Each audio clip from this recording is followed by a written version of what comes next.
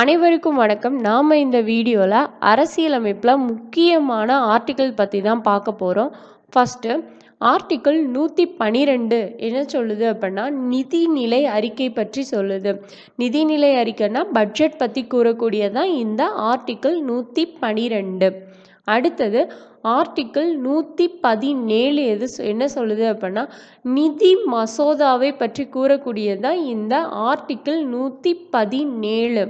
அடுத்தது ஆர்டிக்கிள் 120 என்ன சொல்லுது அப்படின்னா, நாடாளுமன்றத்தின் அலுவல் மொழியாக ஹிந்தி மற்றும் ஆங்கிலம் இருக்கும் என கூறும் ஆர்டிக்கிள் எது அப்படின்னா ஆர்டிக்கிள் 120. அடுத்தது ஆர்டிக்கிள் 93 என்ன சொல்லுது அப்படின்னா, சபாநாயகர் பற்றி பேசக்கூடியதான் இந்த ஆர்டிக்கிள் 93.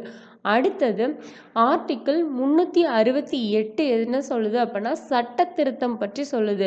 இந்த சட்ட திருத்தம் அப்படின்றத நம்ம எந்த நாட்டில் இருந்து எடுத்தோம் அப்படின்னா, தென்னாப்பிரிக்காவிலிருந்து எடுக்கப்பட்டது தான் இந்த சட்ட திருத்தம்.